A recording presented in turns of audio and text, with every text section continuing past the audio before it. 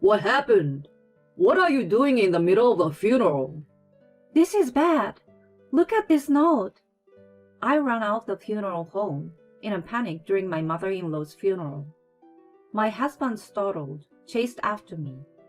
I showed my husband the note I found in my mother-in-law's hand, and he was surprised too.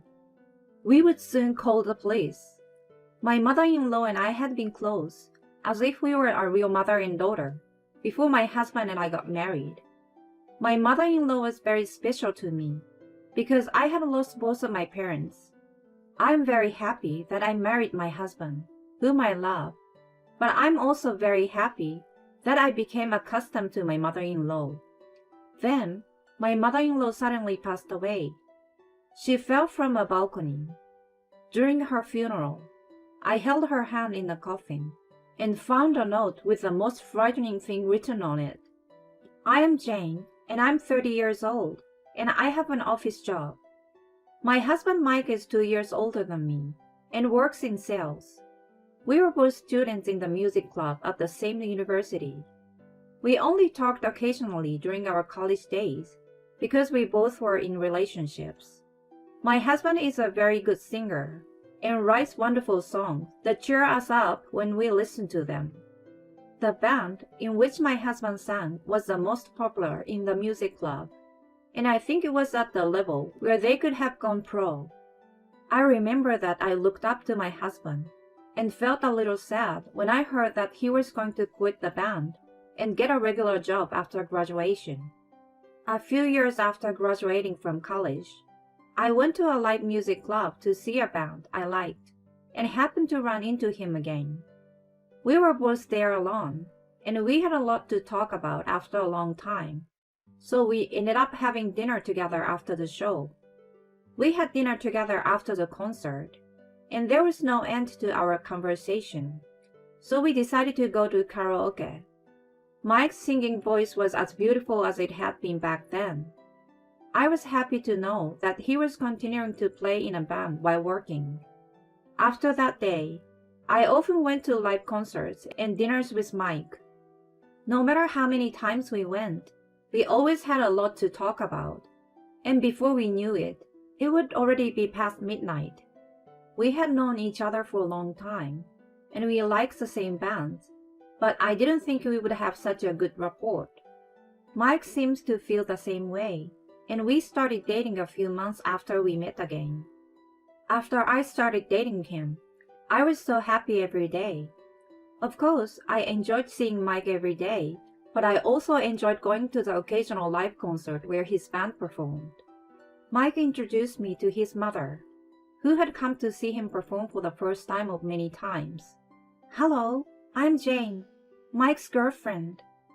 I nervously introduced myself. "You don't have to be so nervous.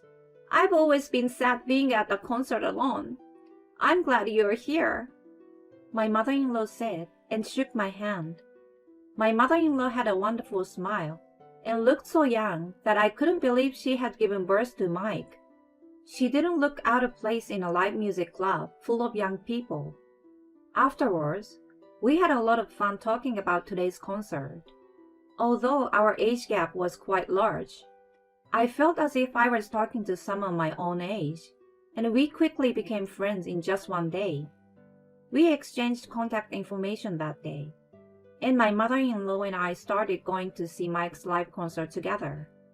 We sometimes had dinner before or after the concert, and I looked forward to that because she knew many good restaurants.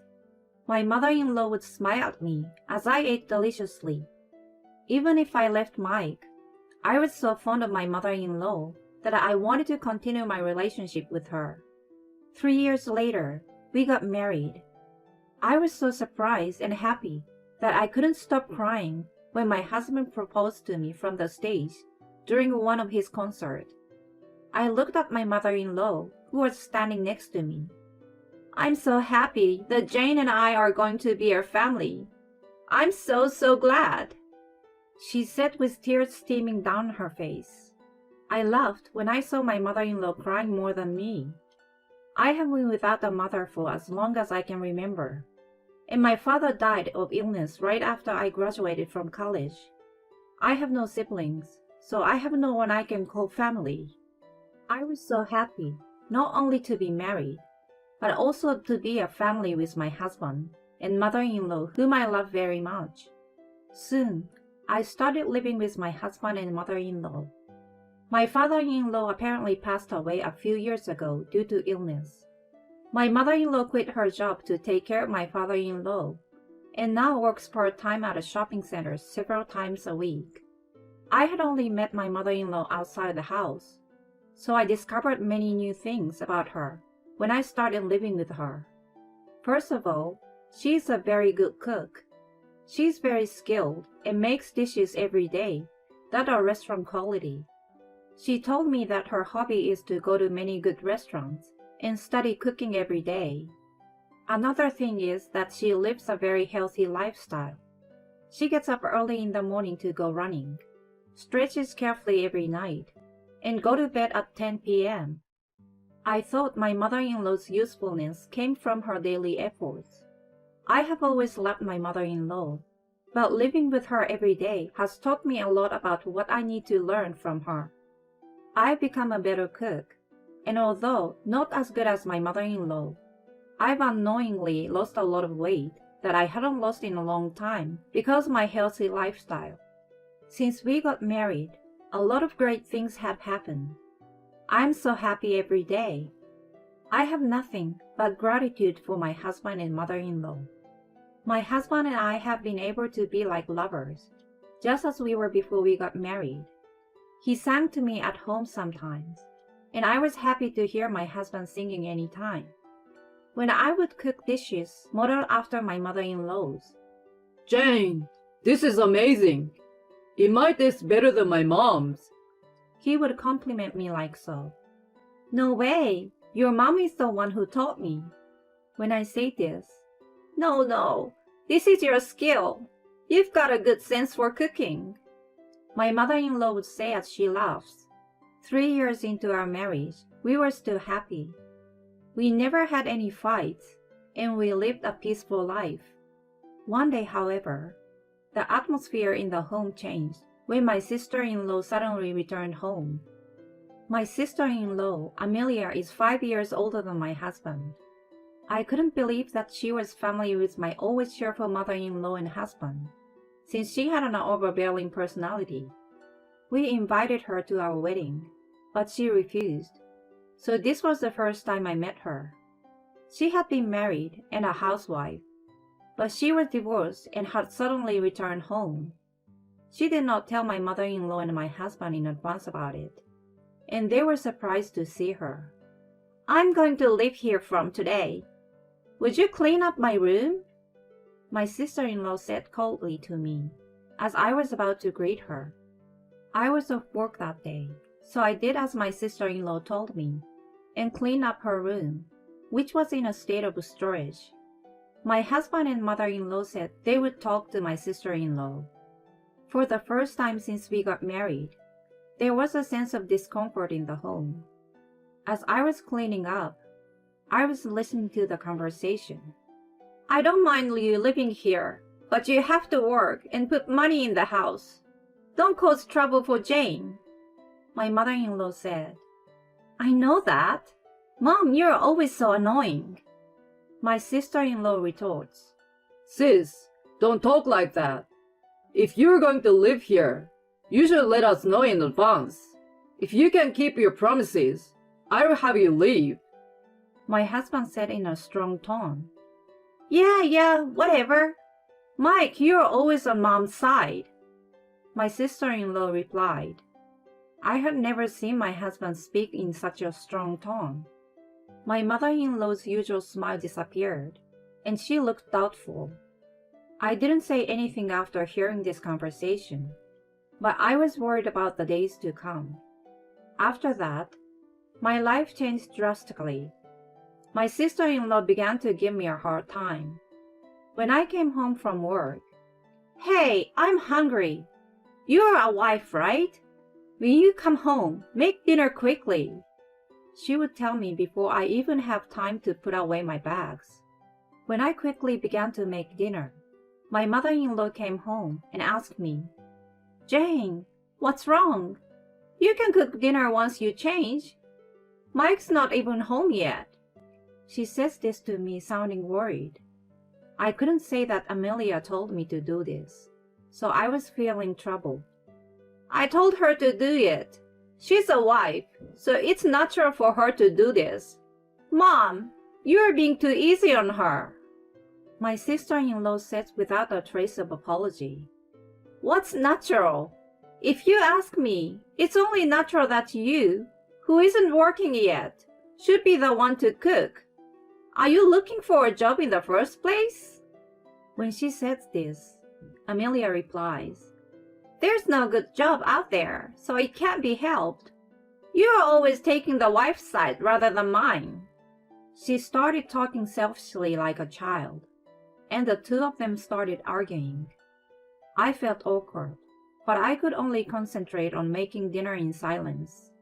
My husband came home and saw my mother-in-law and sister-in-law arguing. Hey, what's going on? Amelia, did you say something selfish again? Amelia replies, Why is it my fault? You didn't even listen to my side of the story. In the first place, that wife of yours. And she pointed at me. Jane is not to blame. Stop blaming others. And then the arguing continues. I get it now. Both of you stop it. The food Jane cooked is getting cold. Let's eat dinner. And my husband calms them both down. I felt bad because I was the one who started it. I'm glad my mother-in-law is protective of me, but that makes my sister-in-law angry. I didn't know how to behave properly anymore. After my sister-in-law went back to her room, Jane, I'm really sorry. If she says anything to you, you tell me right away. Jane, I'm really sorry. My sister has always been like that. They told me. After that, my sister-in-law would give me a hard time, and there were many times when my mother-in-law would defend me, and they would end up arguing. Each time, my sister-in-law would say, I can't believe you take the wife's side instead of your own daughter's. I think my mother-in-law is not only taking my side, but she is angry with my sister-in-law because she is the cause of the problem. But it hurt to hear her say that. And when the two of them argue, my husband gets angry too. It got to the point where there would be a fight at least once a day. My sister-in-law says she's looking for a job, but there's no sign of her starting to work at all. She does not do any housework and spends most of the day in bed or on the couch looking at her phone. My mother-in-law, who used to smile and look so young every day, seems to have aged a little since my sister-in-law came back. I wonder if she gets tired of arguing with her. My husband has stopped singing at home. He hasn't performed at any live concert recently. It seems that the happy days we used to have just a few months ago were just a dream. A few days later, while I was at work, I received a phone call from my husband. My mother-in-law had fallen from the balcony and had to be rushed to the emergency room. Since we live on the 5th floor, I was so worried about my mother-in-law that I left work early and headed for the hospital. However, by the time I arrived at the hospital, my mother-in-law had already passed away. The atmosphere in our home had been bad recently, and I didn't have as many chances to enjoy talking with my mother-in-law as I used to. I couldn't stop crying for a long time, thinking that there were so many things I wanted to talk about and do with her. My sister-in-law was at home when my mother-in-law fell off the balcony. I wondered for a moment, could it have been my sister-in-law? But I tried not to think about it, because even though we weren't close, I knew she wouldn't go that far. According to my sister-in-law, my mother-in-law was hanging the laundry on the balcony. My sister-in-law said that she heard a loud noise as she was lounging around as usual, and when she went to the balcony, she couldn't see my mother-in-law and called the police. My sister-in-law was crying as she spoke. We then made arrangements for the wake and funeral. My husband made most of the arrangements, but the time passed in a flurry as we dealt with many relatives and acquaintances of my mother-in-law. Surprisingly, my sister-in-law was also very cooperative and did a lot of work. I decided to concentrate on sending my mother-in-law on her way during the funeral. At the end of the funeral, I said goodbye to my mother-in-law in the casket. As I recalled everything that had happened to my mother-in-law from the day I met her until now, I was filled with many thoughts and feelings. With tears streaming down my face, I took my mother-in-law's hand for the last time and found a small piece of paper in her hand. When I took it out, it looked like a torn piece of a notepad. Curious, I looked inside the note and was astonished. I couldn't stop shaking at the sight of the dreadful note and ran out of the room. People in the hall were looking at me with a buzz. As I was outside, crying and shaking, my husband came after me. What happened? What are you doing in the middle of a funeral? My husband seemed angry. Of course he would be. I just ran out in the middle of a funeral. With trembling hands, I showed him the note. This is bad. Look at this note. The note in my mother-in-law's hand read, It's Mom's fault for always taking the wife's side. If you had taken my side, none of this would have happened. Your favorite wife will be next. And it was written in my sister-in-law's handwriting. It was like she was saying she did it. It's not conclusive evidence, but it might be something. Just imagining how she must have felt writing such a note was terrifying. I was afraid to even look at my sister-in-law's face. All I could do was run away. But What the hell is this? I'm going to go talk to the people in the hall, so wait here. my husband couldn't hide his emotions, but he knew he had to be firm, and he handled it calmly. Jane, it's okay. I'm with you. We'll get the police to do something about it. It's better for Mom. My husband said, hugging me as I trembled. My husband told the people in the hall what had happened, showed them the note, and they called the police. I waited there shaking. My sister-in-law came outside and asked me, What's going on? Don't you think it's disrespectful to my mother to be flapping around during a funeral? Why are you outside? You're insane. Then my husband said, Shut up and sit inside. he said loudly. My sister-in-law returned to the hall with a strange look on her face. I guess she didn't think we had seen her note. The attendee also looked at us strangely, but the funeral proceeded to the end, and when they finished putting my mother-in-law in the hearse, the police arrived and took my sister-in-law to the police station. My sister-in-law said, I don't understand. Why should I go to the police? What did I do? She was in a rage the whole time. My husband and I looked at her coldly as she was being taken away by the police. The people in attendance were in a state of confusion, but they went straight to the crematorium. That was the last time I saw my sister-in-law. The house was searched again, and my sister-in-law confessed to the crime, and she was arrested later that day. I heard her crying like a child at the police station, saying she hated her mother, who wouldn't take her side. They found sleeping pills in her room, which Amelia mixed into my mother-in-law's drink, and then instructed her to dry the laundry. While drying the laundry, my sister-in-law apparently pushed my drowsy mother-in-law on her back. She really only meant to injure her, but she died, partly because of the concrete underneath. When I heard the police story, I was filled with fear and anger. I really can't forgive her. She's a selfish woman. I was terrified that my sister-in-law would come home until I got the call that she was under arrest. When the news of her arrest came, my husband and I were relieved. Then a criminal trial took place, and my sister-in-law was found guilty. She was also thinking of rebelling against me, though the charges were more serious, and she was going to jail for more than 10 years. I really wish the charges were more serious, but it's the court's decision, so I guess it's inevitable. My husband handled all the criminal trials. Now that the investigation was over, I laid my hands firmly on my mother-in-law's grave and apologized over and over in my heart. I'm still scared to this day that if I hadn't found the note then, maybe I would have been next. My husband and I told each other's company about the situation, filed moving papers, and moved to another part of the country, so that we wouldn't have to face my sister-in-law who came out of prison one day. I don't think she will ever find out where we move. We decided to build my mother-in-law's grave in the place where we moved. We started a new life in a new place without changing our jobs.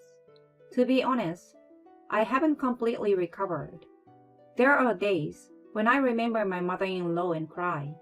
Still, my husband and I decided to look forward to life little by little. Whenever I feel down, my husband sings to me. My husband happily tells me that he hopes he can form a band again in a new town. On the other hand, when my husband is down, I cook a dish that my mother-in-law taught me and eat it with him. In this way, we encouraged each other and gradually moved forward. Before going to work in the morning and before going to bed at night, my husband and I always offer incense and pray at my mother-in-law's altar. When I say I'm off when I got to work, I think I hear my mother-in-law's voice. Did I just hear my mom say stay safe? Maybe my husband can hear my mother-in-law's voice too. My mother-in-law is no longer here, but she will always be someone I look up to, just as she always has been. Today, I'm cooking something she taught me how to make.